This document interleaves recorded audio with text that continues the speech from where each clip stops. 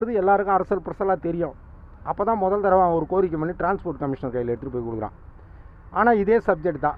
Bike டாக்ஸை நடைமுறைப்படுத்தினா அரசுக்கு permit படி வருமானம் கிடைக்கும், சாலை வரி கிடைக்கும், எஃப்சிபிஸ் வருமானம் வரும் அப்படின்னு போட்டு ஆப்போசிட்டில் பார்த்தீங்கன்னா பொதுமக்களுக்கு பாதுகாப்பான பயணம் கிடைக்கும், வேலைவாய்ப்பு உருவாக்கப்படும் அப்படின்னு அவன் கோரிக்கை வச்சு கொண்டு போய் கொடுத்துருந்தான்.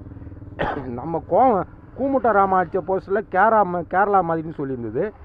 ஆனால் அவனுங்க கொடுத்த கோரிக்கை மனுவில் 2023 டிசம்பர் 20ஆம் போல் கொடுத்த மனுவில் அவனுங்க என்ன சொல்லியிருக்காங்கன்னா, ராஜஸ்தான் மாரி எங்களுக்கு எல்லோ போர்டு போட்டு கொடுங்கன்னு கேட்டிருந்தாங்க. சரி, பைக் டாக்ஸி சங்கங்கள் கேட்டதா ஆட்டோ சங்கங்களும் கேட்குறீங்களே, நியாயமாக இது? சரி, பைக் டாக்ஸி எல்லோ போர்டு ஆக்கிட்டா ஓட்ட மாட்டான்னு யார் சொன்னா? உங்களுக்கு அறிவே கிடையாதா? நிறையா சங்கங்கள் இருந்தால் சொல்கிறீங்க பைக் டாக்ஸி எல்லோ போர்டாக கொடுத்துட்டா ஓட்ட மாட்டாங்க, அவன் எப்படி காக்கி சட்டை போட்டுன்னு ஓட்டுவான் அப்படின்னு. இங்கே வேலை வாய்ப்புன்றது ரொம்ப கம்மி. ஒரு வருஷத்துக்கு 8,40,000 பேர் 12th படிச்சுட்டு வெளில வரான்.